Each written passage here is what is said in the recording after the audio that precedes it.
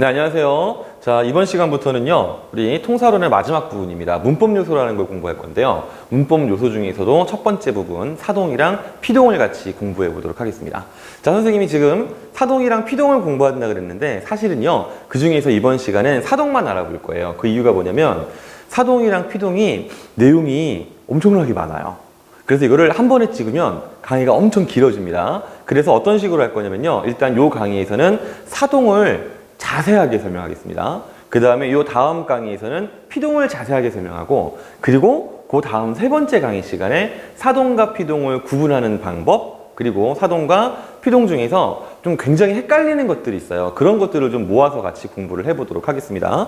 일단 사동의 정의를 알아볼 건데, 자, 중요한 게 뭐냐면 이 문법 공부는 항상 정석으로 해야 돼요. 예를 들어서 뭐랑 뭐랑 구분하는 아주 쉬운 방법 A가 있다라고 하잖아요. 그때 A만 기억을 하면 딱 해당되는 문제는 풀 수 있는데, 조금만 비틀어서 내는 거는, 혹은 조금만 응용하는 문제를 냈을 때 접근할 수가 없습니다. 그래서 피동도 마찬가지고 사동도 마찬가지예요. 사동의 정의를 가지고 사동을 이해하고 사동의 내용을 판단하는 것이 가장 정확한 방법이라는 걸 잊지 말아 주시기 바랍니다. 사동의 정의는 다음과 같아요.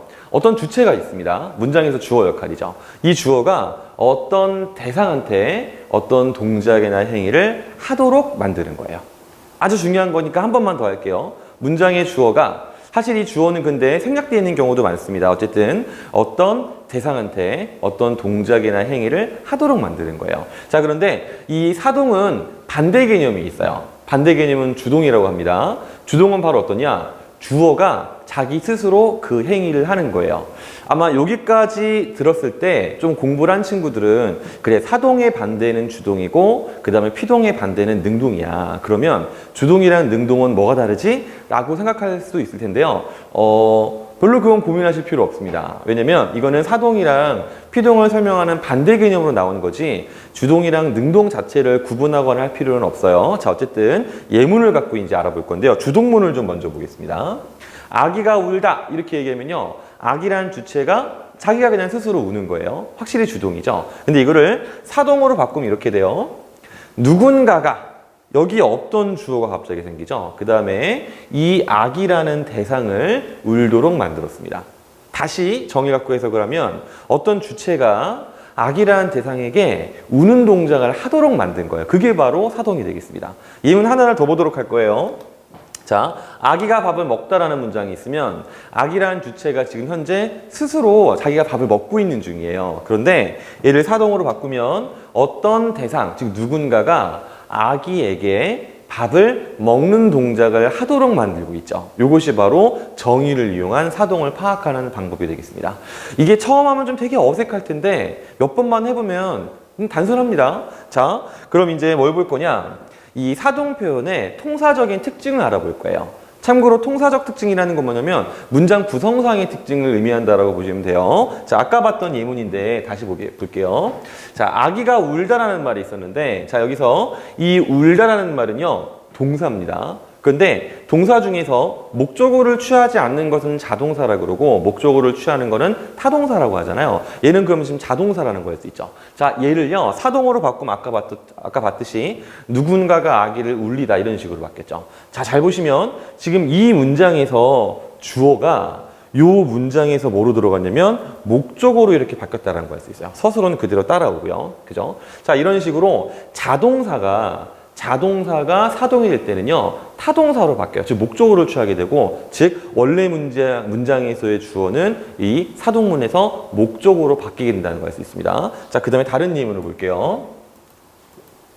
자, 아기가 밥을 먹다라고 하면은요, 여기서 이 먹다는 목적어를 갖고 있기 때문에 타동사라는 걸 알 수 있죠.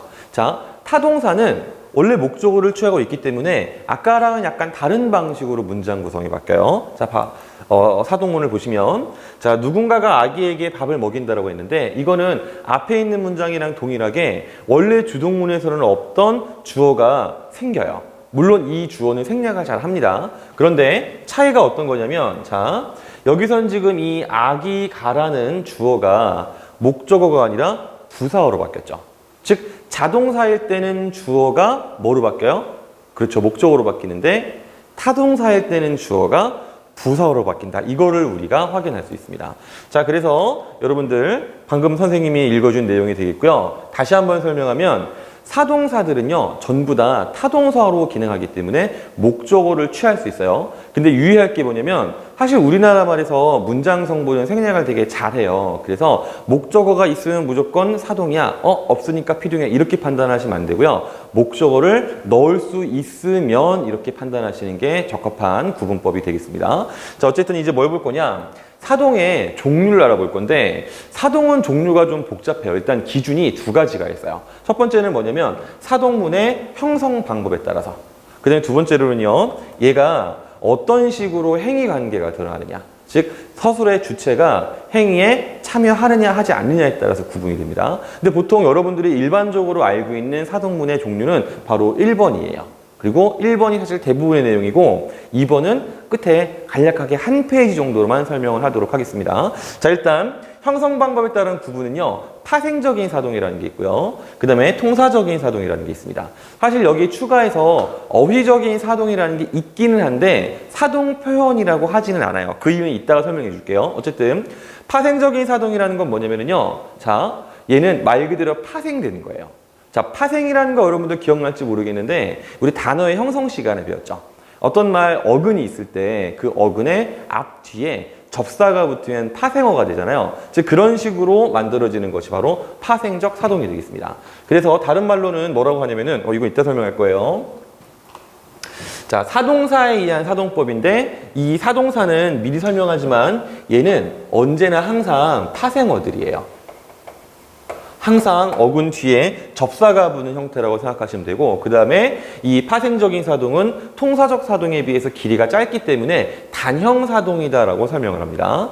자, 실현하는 방법은요, 용언의 어근에다가 전미사 이희리기 우구추 이렇게 7가지를 붙이는 것이 일반적인 방식이고 보통 문법 교재에 실려있는 방식이에요. 그런데 여기 추가해서 이유를 붙일 수도 있고요. 그 다음에 시키다라는 걸 붙일 수 있는데 아마 요거는 좀 생소할 수도 있고요. 좀 이해하기 어려울 수도 있을 거거든요. 그래서 이따가 파생적인 사동을 자세하게 설명할 때 그때 다시 추가적으로 설명하겠습니다.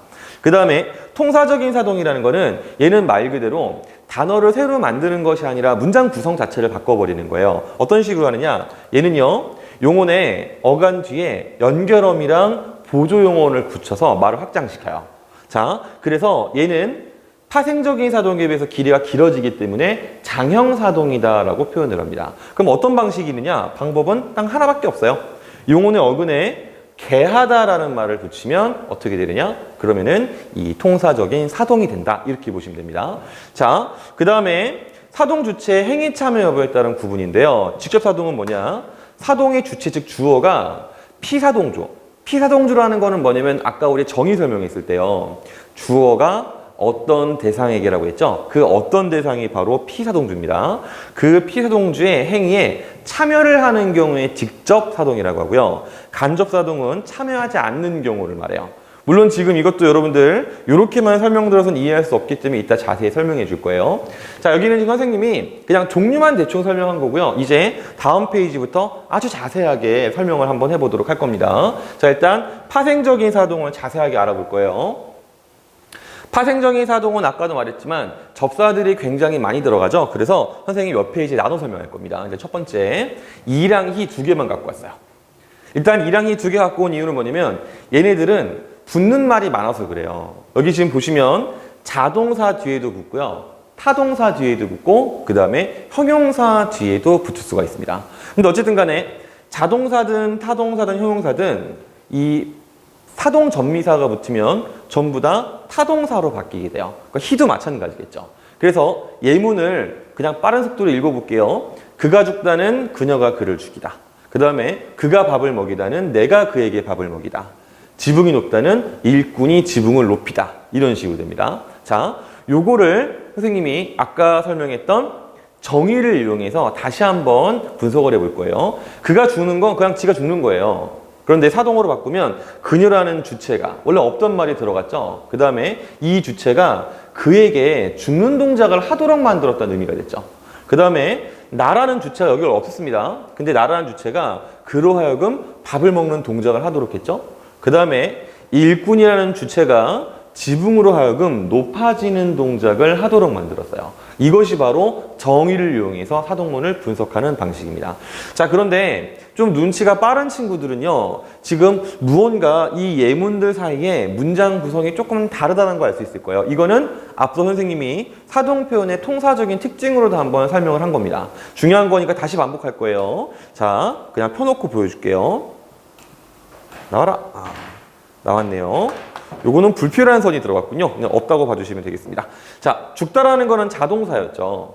그때는 이 주동문의 주어가 목적어가 됐고요. 그 다음에 먹다라는 것은 타동사죠. 그때는 이 주어가 부사어가 된다. 자, 이건 여러분들이 사실 외울 필요는 없어요.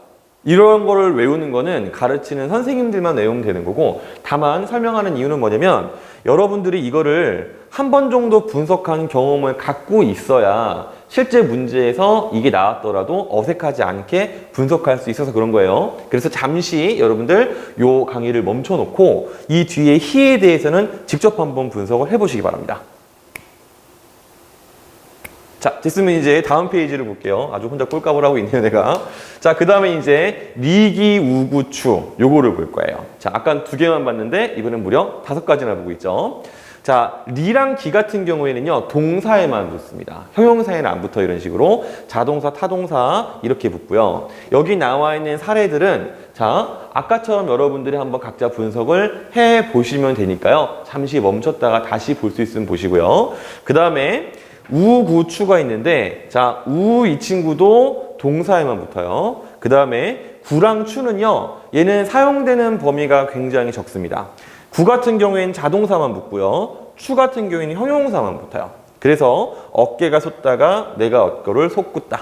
그 다음에 천장이 낮다가 일꾼이 정장을 낮추다. 이런 식으로 예문이 나오는데, 참고로 여러분들이 이시는 전부 다 붙고, 그 다음에 이 리기, 우, 뭐 이런 친구들은 뭐 동사의 문다 이런 거를 외우실 필요는 없어요. 이거는 외우는 게 사실은 거의 불가능한 일이고, 여러분들 분석해 보자는 의미에서 선생님이 표를 제시했다라고 보면 되겠습니다. 그런데 여기서 잠깐 우리 복습할 게 하나 있어요. 먼저 펼쳐줄게요.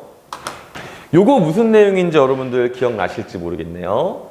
우리 예전에 의문의 변동 시간에 경음화 현상이라고, 즉 된소리대기 현상을 배웠을 텐데, 이 된소리대기라는 게 뭐냐면 발음을 하다가 어떠한 말의 초성이 예사소리에서 된소리로 바뀌는 걸 말하는 거였거든요. 그 중에 여러 가지 규칙이 있었는데 규칙 중에 하나가 바로 용언의 어간 받침 니은 미음 뒤에 기역 디귿 시옷 지읒이 된소리로 바뀌는 게 있었어요. 그런데 선생님이 거기에 예외가 뭐라고 했냐면 피동사동 전미사 기는 된소리로 바뀌지 않는다라고 설명했죠. 그래서 내가 그 강의를 찍었을 때 여러분들한테 지금 이거를 이해할 수는 없으니까 사례 몇 개만 그냥 외워놔라라고 했는데, 이제 그거를 설명할 때가 된 거예요. 잘 보시면 여기 지금 안고랑 삼고는 원래 안따, 삼따를 기본형으로 갖는 말이에요. 그 말은 자, 안따도 뒤에가 된소리 되기, 삼따도 뒤에가 된소리 되기죠. 여기 활용한 것처럼 안고, 삼고 전부 다 된소리 되기가 된 건데, 얘를 피동사동으로 하면 그렇게 되지 않습니다.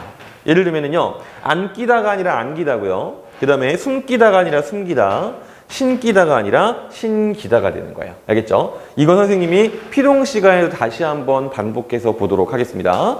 자, 그 다음에 이제 좀 특이한 부분을 볼 건데, 우리가 보통 일반적으로 이 사동 전미사는 이히, 리기, 우구, 추 7가지만 한다고 했잖아요. 그런데 실제로는요, 그거보다 2개를 더 추가시켜야 됩니다. 실제로 7차 교육과정 이제 문법 서에는 이게 사실 추가돼 있어요. 자, 일단 이유라는 게 있는데, 자, 예를 보면 자다라는 말이 재우다로 바뀌었죠. 그 다음에 주동문 예를 보면은 아기가 자다라는 문장이 엄마가 아기를 재우다로 바뀌었는데, 이거를 보고 학생들이 이게 어디가 이유가 들어간 거예요? 라고 헷갈릴 수 있어요. 그래서 이 예시들을 좀 내가 많이 가지고 왔어요. 자, 일단 주동일 때 뜨다라는 말이 있으면 이거의 어간 뜨에다가 아까 배웠던 이히리기 우구추에서 이랑 우 2개를 그냥 같이 붙입니다. 그럼 뜨, 이, 우 다가 되죠. 자, 이때 이 말을 합치면 띄우다 이런 식으로 우리가 발음할 수 있겠죠. 그 그 다음에 쓰다 같은 경우도 어간 쓰에다가 똑같이 이 더하기 우를 붙여요. 그러면 쓰이우다인데 얘를 발음할 때는 쓰이우다 이렇게 되겠죠. 그 다음 자 여기 나와 있는 것들은 좀 빨리 봤습니다. 자다 같은 경우는 원래는 자이우다인데 아랑 이가 축약돼서 애가 되는 거예요. 그래서 재우다가 됐고요. 그 다음에 차다 같은 경우에는 차이우다인데 아랑 이가 축약해서 채우다. 타다도 마찬가지겠죠? 그래서 태우다가 된 거예요. 잘 보시면 이랑 우가 원래는 우리 교과서에는 보통 개별 접사로 되어 있어요. 개별 사동 접미사인데 이 두 개를 그냥 하나로 묶어서 이유라고 현재 사전에는 지금 들어가 있습니다. 근데 어쨌든 간에 문법적으로는 우리가 이걸 뭐라고 하냐면요. 이중사동이라고 하고요. 이중사동은 문법적으로 별 문제가 없는 것으로 우리가 생각을 하고 있어요. 자, 그래서 예문을 한번 만들어 봤는데요. 이런 예문들이 있습니다. 배를 물에 띄우다, 부하에게 우비를 씌우다, 엄마가 아기를 재우다, 범인에게 수갑을 채우다, 편지를 불에 태우다. 선생님이 이런 예문을 굳이 보여주는 이유는 뭐냐면 여러분들이 단어의 변화되는 모습만 안다고 해서 실제 문장을 분석했을 때 그거를 할 수 있는 게 아니거든요. 그래서 선생님 한번 갖고 와봤어요. 그래서 얘들은 각각 다 주동으로 바꿀 수가 있죠. 예를 들어서 배가 물에 뜨다, 부하가 우비를 쓰다, 혹은 아기가 자다, 혹은 범인이 수갑을 차다, 편지가 불에 타다. 근데 얘들이 전부 다 이중사동 방법에 의해서 사동문이 되었다. 이렇게 이해할 수 있겠습니다. 그 다음에 또 특이한 게 시키다라는 게 있는데 아마 여러분들 시키다는 그냥 동사로도 사용할 수 있는 거 아니에요? 라고 물어볼 거예요. 근데 그 말 틀리지 않습니다. 맞습니다. 예전에 우리 또 단어의 형성 시간을 배운 건데 하다라는 말이 되게 특이하다 그랬어요. 무슨 말이냐면 내가 공부를 하다 이렇게 하면 하다가 동사고요. 내가 공부하다 이렇게 하면은요 공부라는 체언 뒤에 붙는 접사라 그랬거든요. 이 시키다가 똑같아요. 시키다를 예를 들어서 독립적으로 쓰면 동사인데 체언 뒤에 붙이면 사동을 의미하는 접미사가 됩니다. 그래서 자 화해 뒤에 그냥 시키다 붙이면 화해시키다 되는 거예요. 그래서 둘이 화해하다라는 문장 이거는 체언 뒤에 하다라는 접사가 붙은 거죠. 얘를 바꾸면 내가 둘을 화해시키다 이런 식으로 바꿀 수가 있겠습니다. 자 그러면 이제 뭘 볼 거냐면 통사적인 사동을 볼게요. 물 한 잔만 먹고 하겠습니다. 자, 통사적인 사동은 아까도 말했던 것처럼 문장 구성 형식을 바꾸는 건데 용언의 어간 뒤에다가 연결 어미를 하나 붙이고 그 다음에 보조 용어를 붙이는 거라 그랬어요. 자, 얘는 방법이 하나밖에 없다 그랬습니다. 개하다 있어요. 그래서 웃다는 웃게 하다. 그래서 수환이가 웃다가 승우가 수환이를 웃게 하다. 이렇게 바뀌었고요. 그 다음에 먹다라는 말이 먹게 하다. 그래서 수환이 밥을 먹다가 승우가 수환에게 밥을 먹게 하다. 자, 여기 보면은 이 개하다도 통사적인 특징 자체는 파생적인 사동이랑 큰 차이가 없습니다. 무슨 말이냐? 자동사가 사동문으로 사용될 때는 아까 봤던 것처럼 여기 이 주동문의 주어가 목적어가 됐고요. 그 다음에 타동사를 사동사로 사용을 하게 되면 그러면 이 주어가 부사어가 됐죠. 이런 통사적인 특징이 동일하다라고 기억하시면 되겠습니다. 자, 그러면 이제 뭘 볼 거냐면요. 어휘적인 사동이라는 걸 알아볼 건데 아까 선생님이 했던 사동문의 종류에는 안 집어넣었다는 거예요. 근데 이거를 집어넣는 이유가 뭐냐면 이거 안 가르치면 괜히 이것 때문에 고민하는 친구들이 있거든요. 그래서 가르치는 거지만 잊으셔도 큰 상관은 없어요. 이 어휘적인 사동이라는 건 정의가 이래요. 어휘 자체가 사동의 의미를 가지는 것. 즉, 저 친구는 문법적인 과정을 거치지 않고 그냥 단어의 애초 쓰임 자체가 그런 거예요. 그래서 이거는 우리가 문법 요소, 즉 문법 요소 안에 있는 것으로 판단하지 않기 때문에 고교 과정에서 사동 표현으로는 처리를 하지 않습니다. 근데 예를 들면 이런 말들이 있는 거예요. 자, 인부들에게 일을 시키다. 아까 봤던 시키다 있죠? 일 시키다가 접사이기도 한데 아까 동사라고 했잖아요. 자, 이러면은요. 분명히 이 문장의 의미상으로는 사동이에요. 어떤 말이냐? 누군가가 인부들에게 일을 하도록 만든 거잖아요. 그런데 이때는 이것을 그냥 어휘적인 사동으로 취급하기 때문에 사동 표현의 범주에 집어넣지 않는다라는 거예요. 그 다음에 지각을 한 학생들에게 저도 마찬가지겠죠. 하나를 더 볼까요? 일꾼을 부렸습니다. 일꾼을 부른다는 게 뭐예요? 누군가가 일꾼들에게 일을 하도록 만든 거죠. 즉 의미상으로는 분명히 사동이에요. 이것도 마찬가지죠. 사람을 부린 거는 사람들을 불러서 일을 하도록 만든 거잖아요. 그죠? 의미상으로는 분명히 사동이지만 다만 어휘 자체가 사동의 의미라서 사동 표현의 범주에는 집어넣지 않는다. 요거를 다시 한번 강조하겠습니다. 그럼 이번에는요, 뭘 볼 거냐? 자, 요거는 뭐 넘어갑시다. 사동주체의 행위 참여 여부에 따른 사동문의 종류를 알아보겠습니다. 아까 두 가지가 있다고 했죠. 직접 사동이랑 간접 사동이 있어요. 직접 사동의 정의는 이런 거예요. 사동의 주체가 피사동주의 행위에 참여한다. 자, 예를 들면 이런 거죠. 엄마가 아기에게 옷을 입혔다.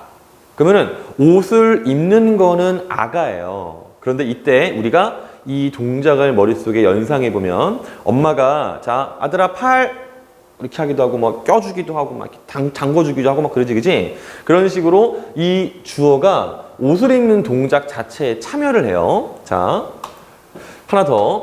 엄마가 침대에 걸터 앉아 아이에게 책을 읽겠습니다. 그러면요, 애는 누워 있고요. 엄마는 침대맡에 이렇게 앉아가지고 책을 펼쳐놓고 자, 읽어볼까?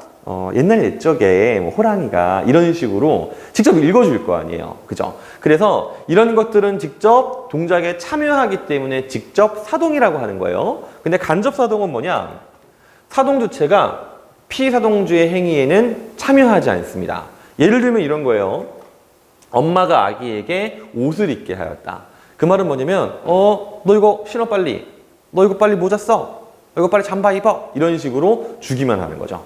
그러면 아기가 받아서 자기가 이렇게 입는 거지. 그죠? 이런 걸 우리가 간접 사동이라 그래요. 예를 몇 개를 더 볼게요.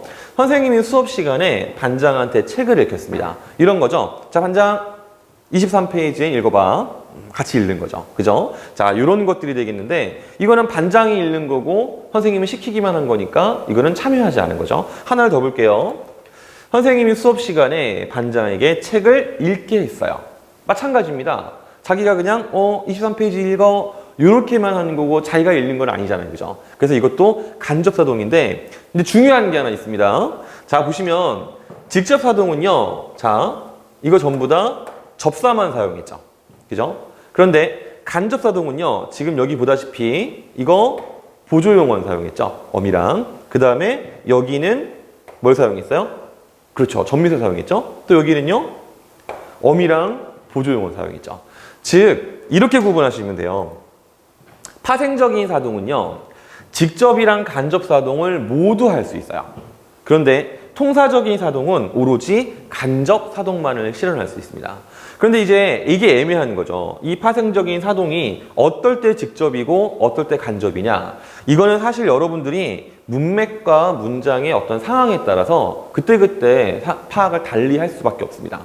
그래서 어쨌든 여러분들 이러한 내용들이 구분이 되는데 자, 다시 한번 강조하지만 통사적인 사동은 간접 사동만 되고요. 파생적인 사동은 직접과 간접을 둘 다 할 수 있는데 구분할 때는 문맥과 맥락을 봐야 한다 정도까지 기억을 하시면 되겠습니다.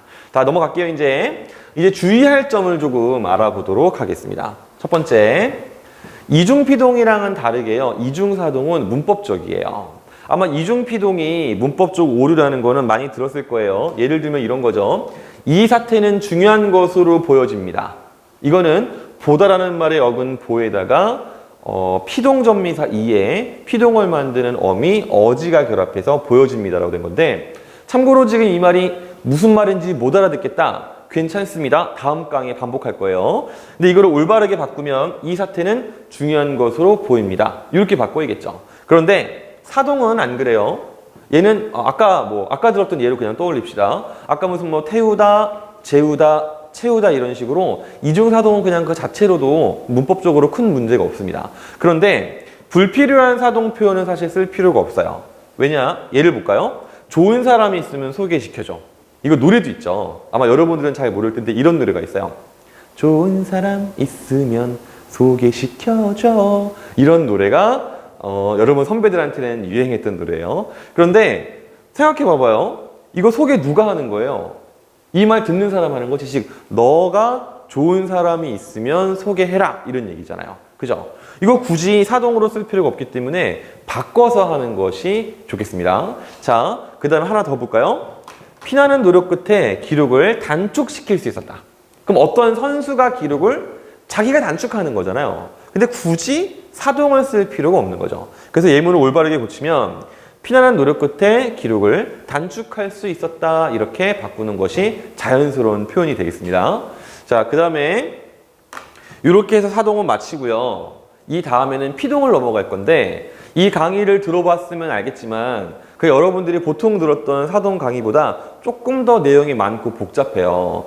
피동도 그렇게 돼 있고요. 그리고 또 여러분들이 뭐 수능 국어든 내신이든 어떤 공부든지 간에 이 사동과 피동은 다른 것과 연계해서 얼마든지 복잡할 수 있기 때문에 꼭 강의를 끝까지 제대로 들어줬으면 고맙겠다라는 생각을 합니다. 자, 고생 많았습니다.